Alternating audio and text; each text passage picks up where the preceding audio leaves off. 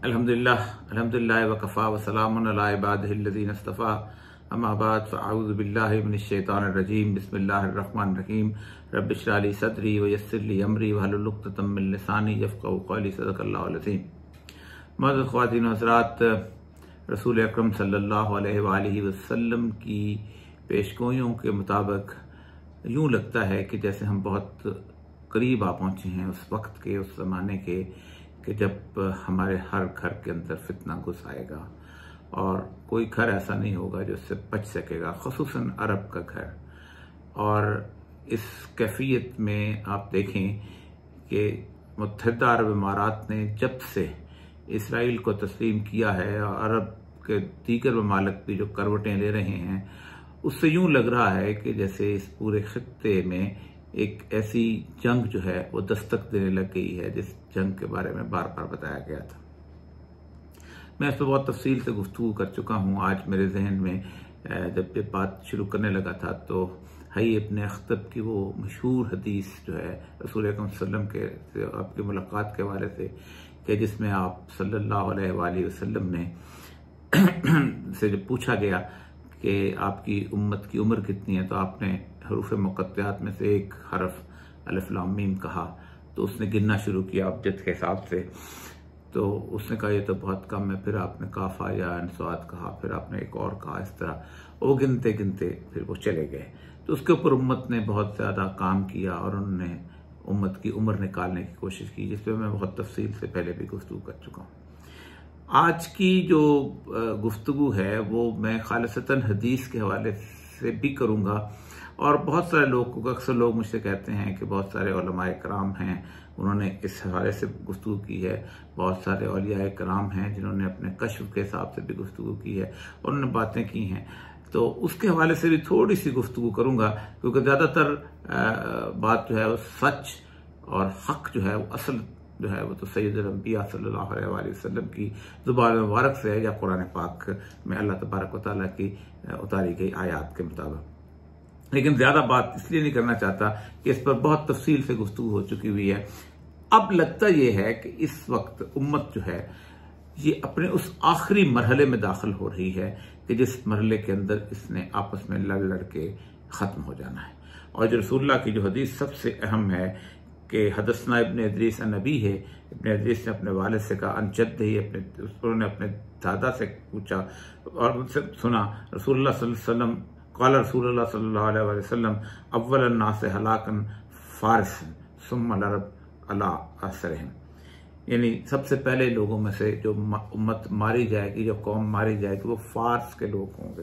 फारस असल में ईरान का वो खास इलाका है कि जो कि पर्सिपोलिस की जगह थी। और फिर उसके बाद आपने फरमाया कि अरब तबाह हो जाएंगे।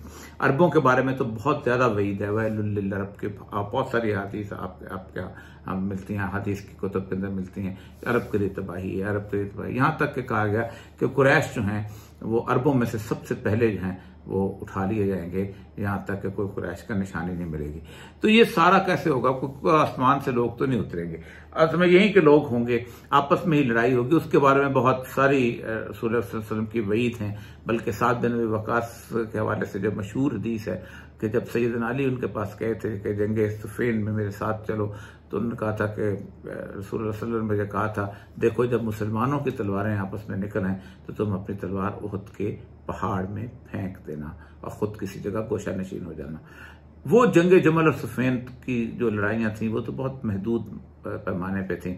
पूरी की पूरी उम्मत उसमें किसी तौर पर भी जैसे कहते हैं उसमें इन्वॉल्व नहीं हुई। बल्कि सुफ़ैन में तो सहाबा इकराम बहुत कम थे, बागियों के गिरोह थे और उस तरह से लड़ाइयाँ थी। फिर उसके बाद जो सबसे बड़े बगावत का गिरोह जो खारजियों का था, जंग नहरवान में मुकम्मल तौर पर ख़त्म कर दिया गया। बाद में लड़ते रहे, लेकिन इस उम्मत 1400 साल इस लड़ाई को, जो कि उस ज़माने में जिसे कहते हैं एक ख़ास साजिश के तहत हुई थी। और मेरा तो यकीन है कि ये साजिश बहुत अहम थी, क्योंकि मुझे आज भी वो ईरानी शुअरा के कलाम जो हैं वो नज़र आते हैं जिसमें उन्होंने बड़े कमाल की फ़िक्रे बोले हुए हैं। आज भी मैं कभी कभी ईरानी टेलीविज़न पे जाता हूँ तो लोग उसको सुनाते हैं, अगरचे कि ईरान के जो मजहबी लोग हैं वो बहुत हद तक कहते हैं कि नहीं ये ख़ास ज़ाती तअस्सुब है, इस्लाम में ऐसा तअस्सुब नहीं, लेकिन फिर भी वो शेर पेश कर देता हूँ। बशिकस्ते उमर पुश्त तले राने अजमरा, के उमर की शिकस्त जो हुई है उसमें अजम के जो दलेर थे उनको तबाह बर्बाद कर दिया। बर्बाद फनादात रगो रेशे जमरा, जम उनका जाम जम जैसे कहते हैं, बादशाह थे, जमशेद से निकली थी, तो उसको बर्बाद कर दिया गया और फना कर दिया गया। ई अरबदा बर खस्बे खिलाफत अली नीस, ये अरबदा कहते हैं अरब का बच्चा जो है, ये इसकी असल में इसने हज़रत अली की खिलाफत जो कसब की वो असल मसला नहीं है। ब आल उमर की ना कदीमस्त उमर रा, के असल में आल उमर, हाँ आल का मतलब वो उमर की नस्ल, उमर की नस्ल नहीं बल्कि उनकी कौम से रहते हैं, वो असल में पुराना आजम का हमारा बदला था जो तुमने चुका है। लेकिन इसके ऊपर बाकायदा वो लोग कहते हैं कि नहीं, अरब के पीछे तो सैयदना अली रज़ी अल्लाह तआला अन्हु होते, तो हम कैसे उनके खिलाफ बात कह सकते हैं। ईरान को फतह करने के वक्त सैयदना अली की मुकम्मल सपोर्ट जो थी हज़रत उमर को हासिल थी। तो लेकिन ईरानी तासुब अपनी जगह पे मौजूद है और ये तासुब जो है अरब और अजम की जंग में अब उभरता हुआ नजर आ रहा है। और यही वजह हुई है कि वो जो प्रॉक्सीज जो थी चल रही थी इस वक्त पूरी उम्मत के दरमियान, सुन्नी प्रॉक्सीज भी हैं और शिया प्रॉक्सीज भी हैं, और ये बड़ी खौफनाक चीज़ है। सुन्नी प्रॉक्सीज जो है वो मुख्तलिफ ममालिक के अंदर हैं, कहीं लीबिया में आपको मिल जाएगी, आपको मिस्र में मिल जाएगी, आपको शाम में मिल जाएगी, आपको इराक में भी मिल जाएगी, आपको यमन में मिल जाएगी। इस तरह शिया प्रॉक्सीज भी हैं और ये हमें खुल के बात करनी चाहिए, इसलिए कि यह फितना बहुत अहम सतह पे आ चुका है और मुझे लगता यह है कि ये फितना घेर लेगा, क्योंकि ईरानी प्रॉक्सीज जो हैं वो चलते चलते समझते हैं कि हम दरिया नील के किनारों तक, बल्कि हबशा के उस साहिलों तक हम पहुंच जाएंगे और बल्कि पहुंच चुके हैं। जबकि सुन्नी प्रॉक्सीज कहते हैं कि हम अफगानिस्तान तक और आगे फिर पाकिस्तान और आगे वहां पर मलेशिया तक जाकर पहुंचेंगे। तो अरब को खतरा ईरान से है और इनको खतरा जो है, इस तरफ के इलाकों को खतरा जो है वो अरब के अंदर से आने वाली प्रॉक्सीज का है। यही वजह है कि इराक की और शाम की सूरत हाल के बाद वो समझ रहे हैं, अरब समझ रहे हैं कि हमें ईरान से बचना है, तो बचने के लिए हमें एक ही रास्ता है कि हम इसराइल के साथ सुलह कर लें। ये सबसे बड़ी गलती है कि जो उन्होंने अब तक की है। इसलिए उम्मत को इकट्ठा करना चाहिए था, बजाय इसके कि उम्मत के दुश्मनों के साथ इत्तेहाद किया जाए। तो उनको सरासा थोड़ा सा वार्न करने के लिए मैं आज एक असल चीज़ की तरफ मतवज्जो दिलाना चाहता हूँ कि इसराइल का क़याम जो है वो ऐसे नहीं है कि जैसे अरबों को तकसीम कर दिया गया और अचानक जो है वो एक जैसे कहते हैं कि मुल्क काट कूट के बना दिया गया, लॉरेंस ऑफ अरेबिया ने आके और साजिश करके। नहीं, ऐसा नहीं है। इसराइल के बैकग्राउंड पे, उसकी बुनियाद पे एक पूरी तहरीक है। और आज बाकी सारी चीज़ों को छोड़ें, उससे हमने बहुत बातें की हुई हैं, बहुत ज़्यादा। आज सिर्फ मैं इसराइल के तराने के ऊपर गुफ्तगू करता हूँ।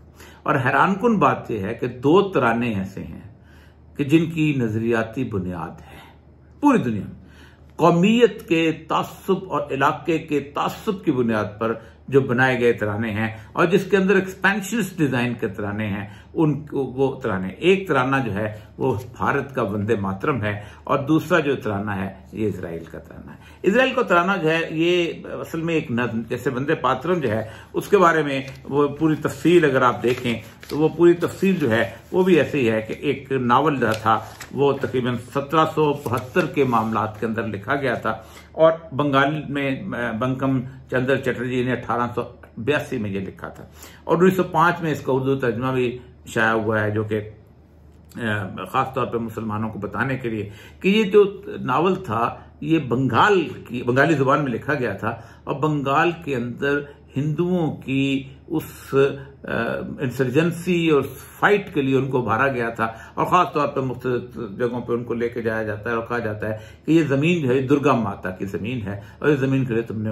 उठना है। और उसमें सबसे ज़्यादा दुश्मनी जो है मुसलमानों की दिखाई है, बल्कि एक फिक्रा उसका यह है कि जब तक के नावारा शूद्रों को भगाएंगे नहीं, चैन से नहीं बैठेंगे। तो इसको उन्होंने वंदे मातरम जो है इसको उसमें उन्होंने अपने तराने के पहले उन्होंने इसको हिंदुत्वा ने लिया, फिर उसके बाद इसको उसने अपना भारत ने अपने तराने का सन दे दिया। और इसकी सबसे अहम तरीन बात यह है कि तराना भारत के पूरे इलाके को कवर करता है। मतलब शुरू में जो इसके लाइनें हैं वो ये है कि पंजाब, सिंध, गुजरात, द्रावड़, बंगाल और मराठा। तो इसके अंदर सिंध का इलाका भी शामिल किया गया। तो सिंध तो पाकिस्तान है इस वक्त, क्योंकि हर बात है सिंध कभी भी हिंद शामिल रहा, लेकिन उसको चूंकि अपनी बहुत बड़ी हिंदुत्व में शामिल करते हैं इसलिए। तो ये एक एक्सपेंसिव डिजाइन का डिजाना था जिसके ऊपर इस वक्त पूरी की पूरी भारत की जैसे कहते हैं स्थिति, जिसको कह सकते हैं हिंदी के अंदर, जिसके पूरी को बुनियाद खड़ी है। और खास तौर पे इस वक्त बीजेपी की जो गवर्नमेंट है उसकी बुनियाद के ऊपर उसने अपने आप को आगे बढ़ाया हुआ है। लेकिन इसी तरह का तराना जो है वो इसराइल का भी है। इसराइल का तराना जो है वो एक शख्स था, नफ्ताली हैरिस इम्बर। ये नौजवान आदमी जो है को 18-19 साल, बेसिकली ये पैदा हुआ था गलेशिया। उस वक्त एस्ट्रो हंगेरियन एम्पायर होती थी। ये वही एस्ट्रो हंगेरियन एम्पायर है जिसके शहजादे को कत्ल किया गया था तो फर्स्ट वर्ल्ड वॉर शुरू हुई थी। तो ये तकरीबन उस जमाने में जो वहां पर होता था। और आप अंदाजा करें कि इस वक्त अभी तक ज़ायनिज़्म जो है अपने पूरे उरूज पे नहीं आया था, क्योंकि 1896 में जो प्रोटोकॉल्स ऑफ द ज़ायनिज़्म लिखे गए हैं। ज़ायन बेसिकली कहते हैं यरूशलेम को, साइन भी कहते हैं इसको, उस सरजमीन को, उस इलाके को। और ज़ायन की को रो के जो है यहूदी हैं मुद्दतों नगमे गाते रहते हैं। 19 साल के अव्वल में इसने निकला और यूरोप को जो था उसका दौरा करना शुरू किया। बहुत यंग एज के अंदर चला गया। तो अचानक ये इस्तांबुल पहुंचा। तो इस्तांबुल में लॉरेंस ओलिफेंट होता था, एक बरतानवी सफीर था बहुत बड़ा। और वो जो था वो बुनियादी तौर पर आज के ट्रंप के जो फॉलोअर्स हैं, जो वहां पर हैं, ट्रंप जिस उसको फॉलो करता है क्रिश्चियन फेथ को, उस क्रिश्चियन फेथ की ऊपर बिलीव रखता था। और क्रिश्चियन फेथ जो है वो एवेंजलिस्ट जो हैं वो कहते ये हैं कि जब तक हैकल सुलेमानी दोबारा तस्लीम नहीं बन नहीं जाता, तामीर नहीं होता, सैयदना ईसा अलैहिस्सलाम वापस नहीं आते और हमारा फेथ जो है वो मुकम्मल नहीं होता। तो उसने एक किताब लिखी थी, क्रिश्चियन मेसियानिक मिस्टिक। मेसियानिक कहते हैं मसीहा के आने के साथ उसका ताल्लुक है। तो उसके अंदर उसका जो सबसे बड़ा काम था वो ये था कि यहूदियों को उनके जो बाइबल के अंदर लफ्ज आता है एंड इजराइल, सरजमीन यरूशलेम, उसके अंदर उनको वापस जाना चाहिए। तो ये शख्स जो बच्चा है, ये तो था नफ्ताली हैरिस इम्बर जो था, ये वहां पहुंचा और इसने उसको सेक्रेटरी रख लिया। दहीन बच्चा था और इसको साथ लेके वो और उसकी बीवी दोनों बहुत एडवोकेट थे कि इजराइल बनना चाहिए। पहला एलिया कहते हैं वो काफिले जो यूरोप के यहूदी जो हैं वो उन्होंने दरियाए बहर तिबरिया, सी ऑफ गैलिली जो है उसको अबूर करके इजराइल में आबाद होना शुरू हुए थे। तो पहला काफिला जो था ये 1887 के करीब ऑर्गेनाइज हुआ, सही तरह मुझे याद नहीं। तो ये 1882 में वहां चला गया और इसी दौरान में वो काफिला पहला वहां यहूदियों का पहुंचा। ये पहले पहुंचे हैं, यहूदियों का काफिला वहां पहुंचा। इसने फिर वहां पर बैठ के उस यरूशलेम में बैठ के एक बहुत दर्दनाक किस्म की नज़म लिखी, जिसके पहले 2 स्टैंजास, यानी पहले 2 जो हैं बाब जो हैं या स्टैंजा, जिसको क्या कह सकते हैं, बंद, वो जो बंद हैं उनको इजराइल का तराना बनाया गया है। और ये तकरीब इसकी नज़म जो छापी थी वो छापी थी तिकवानियो, मतलब हमारी उम्मीद। जबकि बाद में फिर इसको उसने दोबारा उसको कहा कि नहीं, हित का हुई उम्मीद। तो उसके हिसाब से फिर इसने इसको छापा। मैं उसका तर्जमा सुनाता हूं और उसकी बैकग्राउंड में देखें, जिस तरह वो बैकग्राउंड थी कि हमने पूरे भारत को, जिसमें सिंध भी शामिल है, हमने इसको इकट्ठा करना है, जिस तरह ये भी शामिल है, जिसका मेरी वीडियो थोड़ी सी कमजोर है, काफी सारी कमजोर है बल्कि, लेकिन कोशिश मैंने की है कि किसी न किस तरीके से उसको उर्दू को तर्जमा करके आपको समझाऊं। जो पहले 2 बंद वो हैं कि जो कि इजरायली तराने के अंदर है। जब तक हमारे दिलों में यहूदी रूह जिंदा है, हमारी नजरें ज़ायन यानी यरूशलेम पर जमी रहेंगी। हमारी उम्मीदें कभी खत्म नहीं हुई। ये उम्मीदें 200 साल पुरानी हैं। ये उम्मीद कि हम अपनी सरजमीन यरूशलेम में एक आजाद कौम की तरह वापस लौटेंगे। अब बाकी जो 9 स्टैंजास हैं, 11 में से जो 9 हैं, 2 ले लिए गए, वो उनके मैं तर्जमा सुनाता हूं।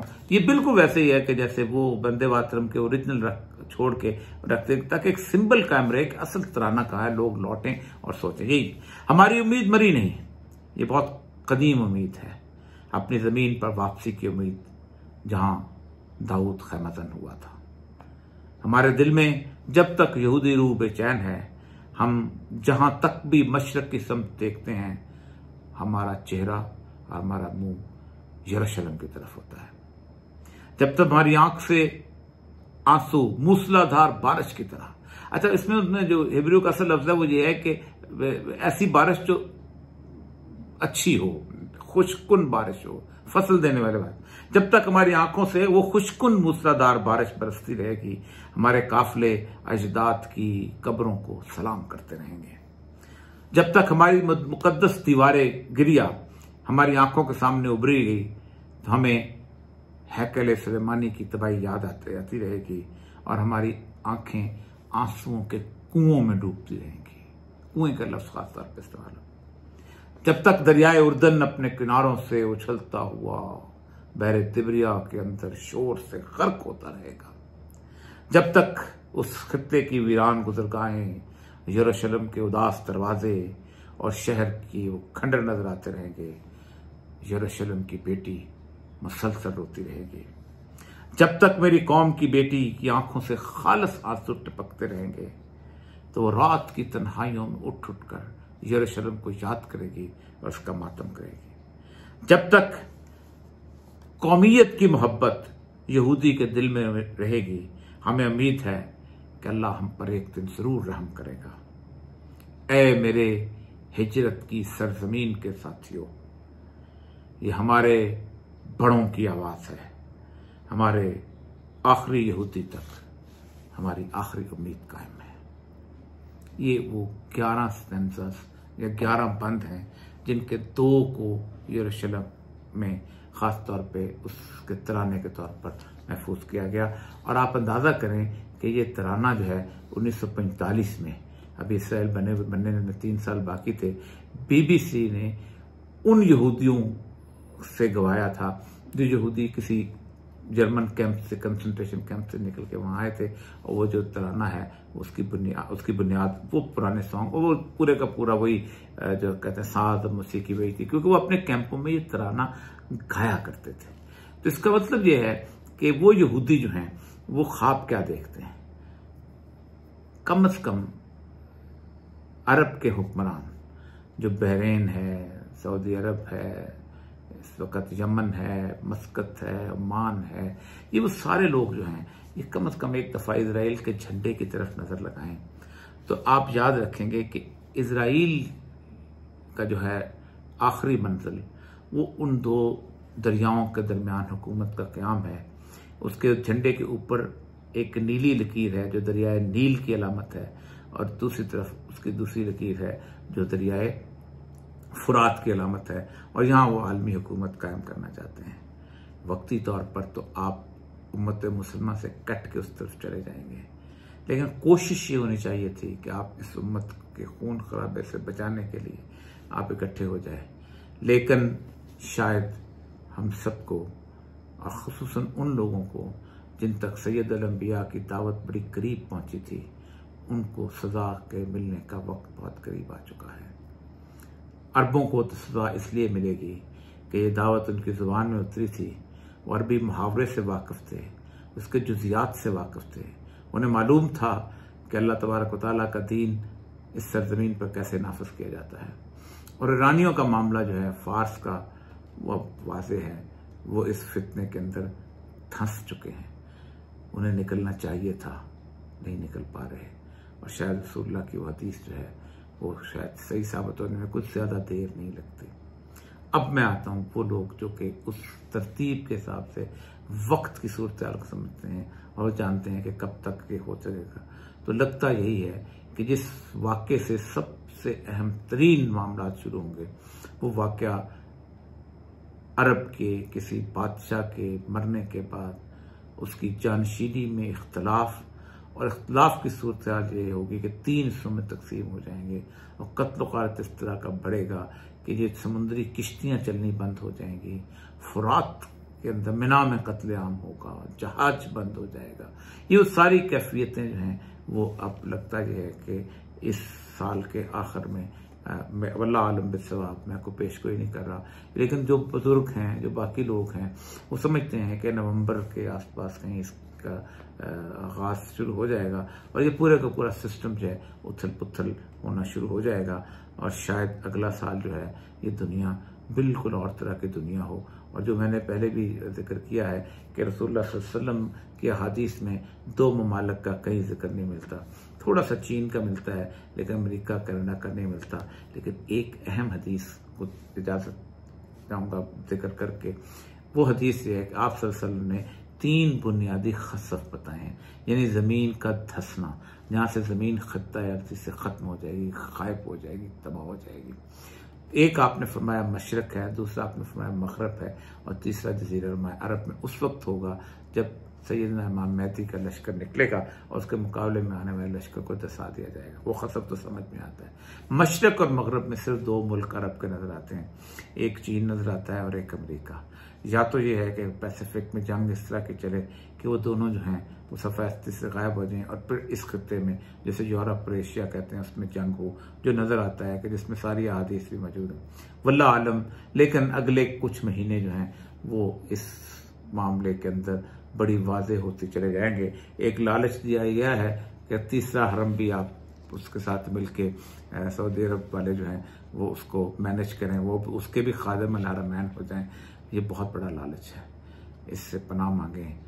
ला तत्तखज़ू यहूद व नसारा औलिया, अल्लाह की खालिसतन हिदायत के मुखालिफ मत चलें कि यहूद नसारा को औलिया मत बनाओ, दोस्त मत बनाओ। इससे बेहतर है कि आप ईरान को दोस्त बना लें। इससे बेहतर है कि आप किसी न किसी तरह पूरी मुस्लिम उम्मा को इकट्ठा करके पूरे कुफर के मुकाबले में खड़े हो जाएं। यही आपके लिए बेहतर है, वरना ऐसी लड़ाई है कि जिसमें ना ईरान बाकी रहेगा और ना अरब बाकी रहेगा। वाखिर दावाना अल्हम्दुलिल्लाह।